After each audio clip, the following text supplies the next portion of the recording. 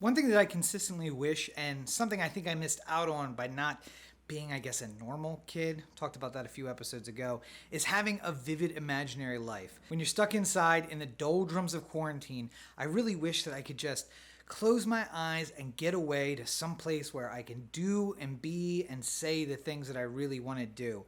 And I've never been that person. Not a lack of imagination, I don't think, since I write books and screenplays and all kinds of things. Just the ability to get out of my own head and go do that thing, I just don't have that. But that is not a problem for the main character Baby Doll in this week's movie, Sucker Punch.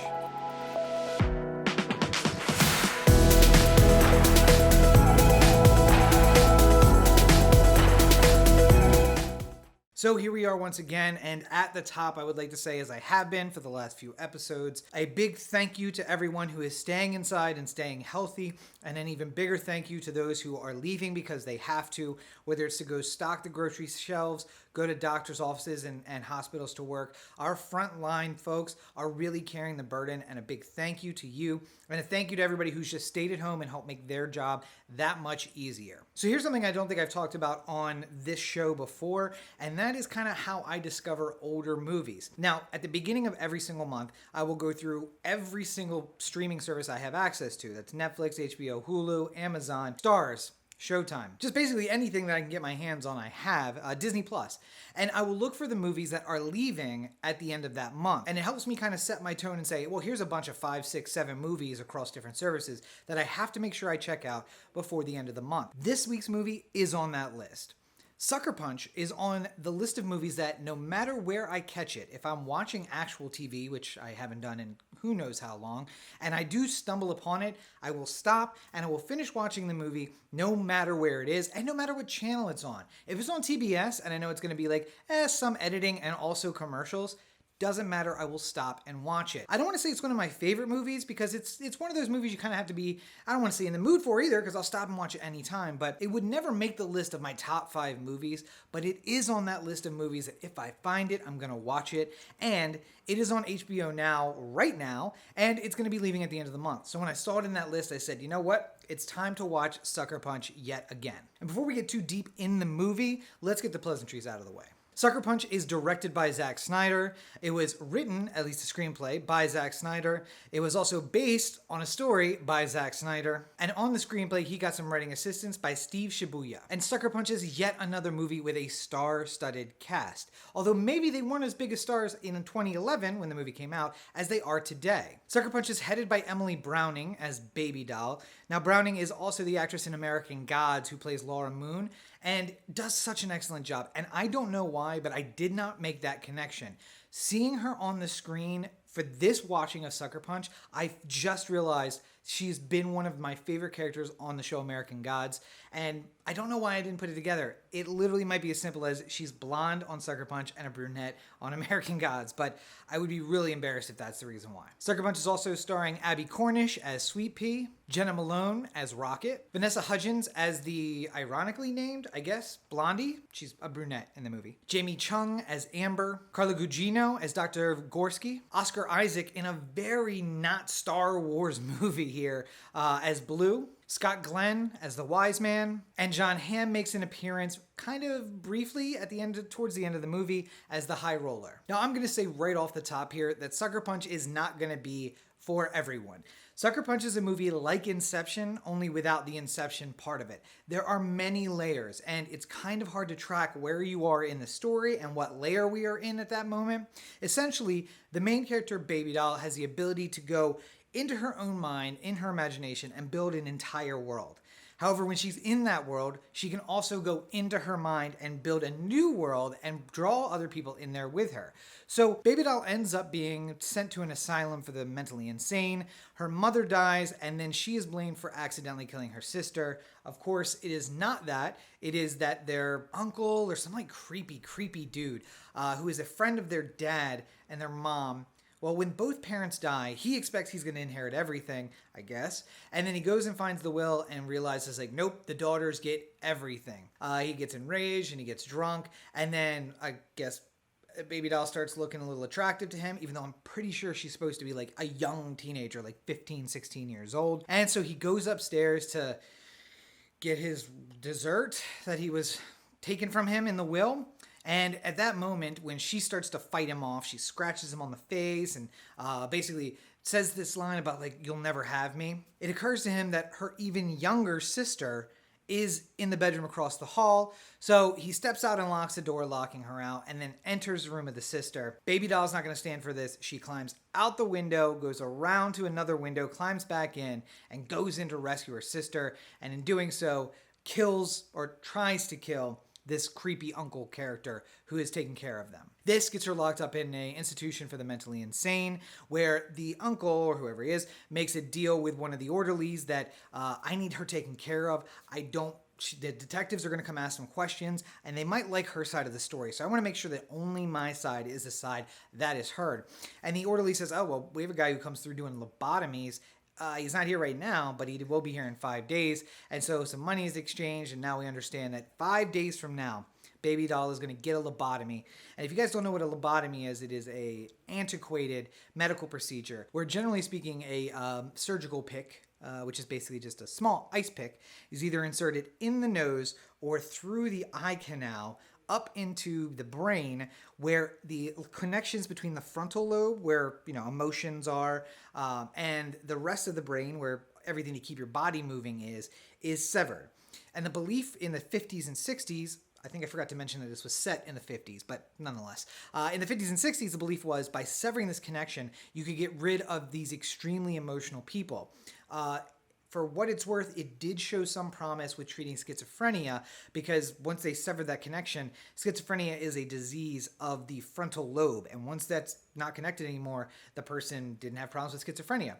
The problem really overall, though, is that they don't have a problem with anything, because it makes people into a zombie. Basically, everything you know about a person, their entire personality, is all located in the prefrontal and frontal cortex. And if you separate that part from the rest of the brain, they just kind of become a meat bag that is on autopilot. Like if you had someone in front of you who'd had a lobotomy, and one that was done by a skilled surgeon and not just by some schmo, you could actually just grab them by the arm and be like, "Hey, come with me." And they'd get up and they'd walk. So you don't have to carry them everywhere. They're not really like paralyzed. There's no motor function problems, but just they're on autopilot. They're a robot. They become a robot. They follow direction. You can move them around. Now, Blue, Oscar Isaac's character, the orderly, takes advantage of this in a couple ways. One, he runs the ward, and he also controls access to the girls. So I will leave out the details, but if you imagine that someone was a robot and some guy with no morals had access to them and could give access to other men, well,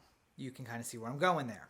And if that kind of discussion made you uncomfortable, this is not going to be the movie for you. We're going to get to those questions at the end, but I would just say from here on out, if that made you uncomfortable, this is not going to be the movie for you. So another thing that the orderlies do is that they force the girls to dance for them as if it was a show. I can't say for sure that that's happening in the real world, because now we're going to start talking about these layers. The top layer is Baby doll's real life, and that is that she is in an insane asylum, and she meets several of the people who are there. She starts planning an escape almost immediately. Again, 5 days till lobotomy, and she knows what that means. But she overlays on top of that mental institution another world, a world that is made up of her being a captive and being forced to dance as entertainment for men. And it's kind of unclear where she's living or what it's like a club, but it's a club where they live and they're slaves / they're there, they can't leave. It's a prison, but it's also a club where people come to get entertained. And so that is a layer that she puts on top of the mental institution. And we don't actually see the mental institution that often. It's just generally this club. And the other inmates, patients in this asylum, are other dancers in the club or other characters from the club. Some are consistent. There's a guy who's a cook at the mental institution. He's also a cook at the club. The orderly who controls everything coming in, he's the manager. Blue, he's running the club. One of the doctors who's there trying to help everyone. And I think that part of that bottom layer, the institution, is dance therapy. And I think that Blue and his crew have made it something more crude than the doctor intended. But nonetheless, dance therapy, Lay over top of that, it's a dance club, and we're practicing for the shows that we put on. Now, when she starts to dance, it turns out that Baby Doll's dancing is hypnotic, and it just puts men into some kind of trance. And while she has them in a trance, she goes to another level where she plays out a fantasy of whatever is happening with her and her friends and this character of one of the men that is in the room as well. So after the friends learn of this talent, they say, you know what? This is perfect. If you can distract everyone, then maybe we can finally make an escape. And so she and the girls decide, here's the plan, here's how we're getting out. We have 4 items we need: a map, a lighter, a key, and a knife. That's the last one.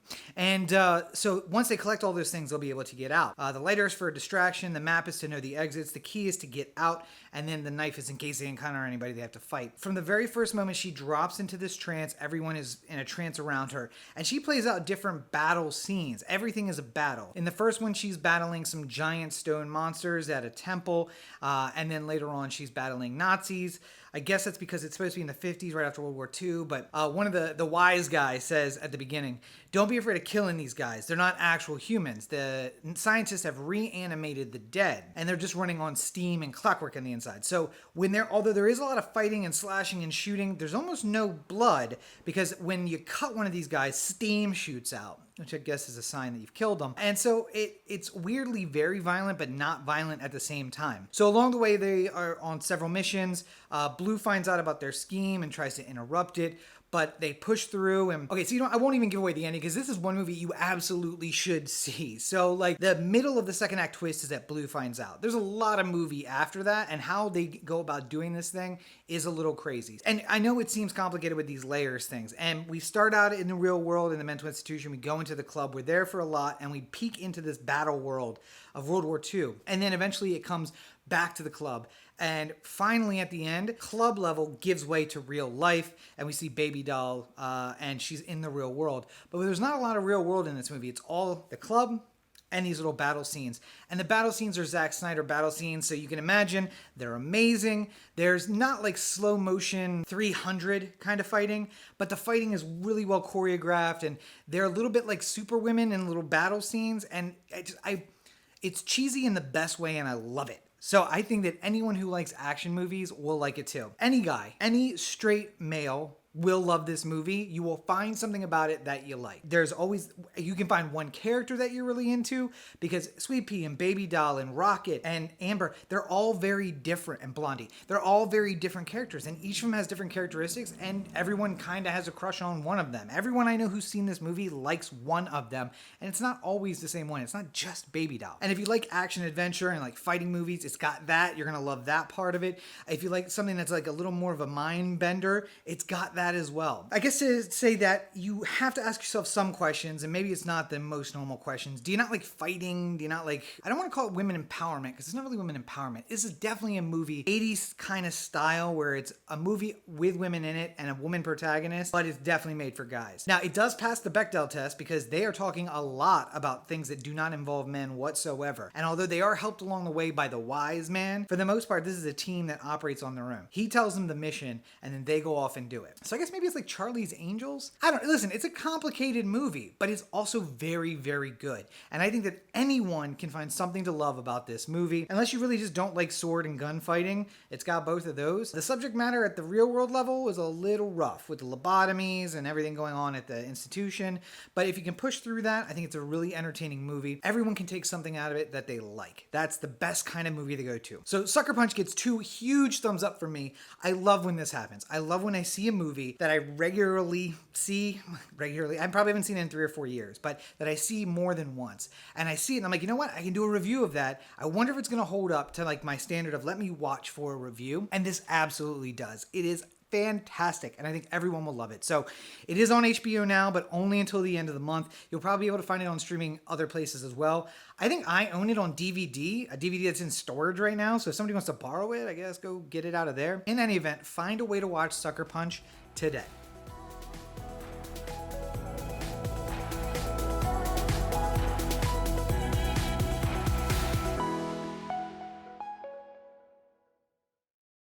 Hey guys, I just wanted to break away real quick, just to let you know, you're about to see the outro that I pre-recorded. Obviously, it was recorded in a different place, and I look a little different. My hair was a little shorter, and I'm not wearing a hat. So don't let it throw you off.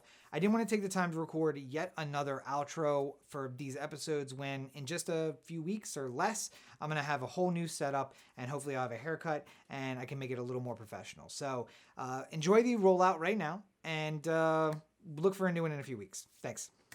So there you have it, yet another episode of the Everyman Movie Review in the books. Right at the top here, I want to say thank you, as I always do, to my patrons. I could not do this without you guys. Thank you so much for all the moral support, the messages that you send. When you see that you're watching the videos early, when I provide them early, you're watching all the crazy content that doesn't make it anywhere else. That's a huge thing for me. I know it makes me feel like I'm not wasting my time. Like there is a purpose behind everything that I'm doing. So thank you for all your support, including the monetary support. And if you want to be one of the chosen few who gets all of that behind the scenes material, all you have to do is go on over to patreon.com, that's patreon.com/Robert N. Cheek. For as little as $1 a month, you get entry level, you get most of the stuff just at that level. And then, of course, you can donate more and you get access to more and more stuff. I'm wrapping up my self-help book. Okay, I'm starting my self-help book. Everybody will be mentioned in the forward of that.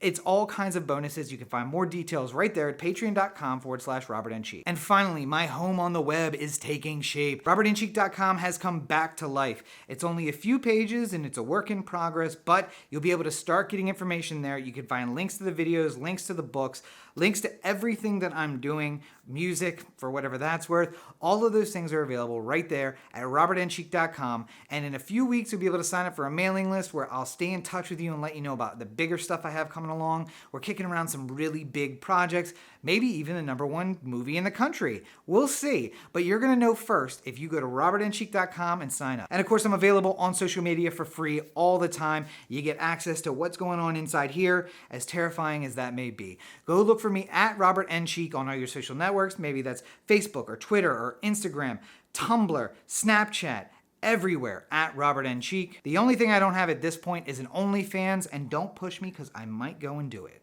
But there's super funny content. There's insights into what's going on behind the scenes of my life. Not as much as you get at the Patreon, but hey, it's for free and it's right there on social media. So check it out at Robert N. Cheek on all your social networks. And if you can't get enough of me because, why would you?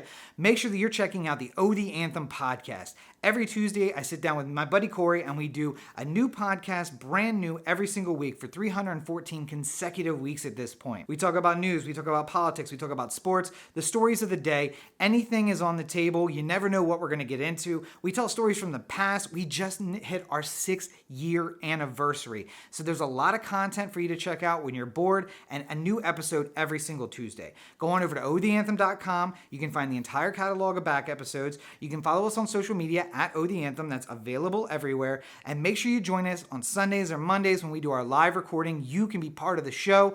If you're following on social media or at youtube.com/Oh the Anthem, you'll be able to join in right there. Thank you guys so much for checking out the video. If you're watching on YouTube, please do like and subscribe to the channel. If you subscribe to the channel, you get new updates, not just of these videos, but of all the stuff that I'm working on. I got a lot going on right now, and you're not going to want to miss a second of it. But of course, Everyman Movie Review is also available in podcast form. You can find that at anchor.fm/Everyman Movie Reviews. You'll be able to check out the new episodes right there at the same time as they're available on YouTube, with a few bonuses and extras only for the podcast listeners. I'll be back again in just a few days with yet another episode, so keep a lookout for that. But until then, please stay safe and stay inside. Take care of yourself and each other. Have a great week, everybody.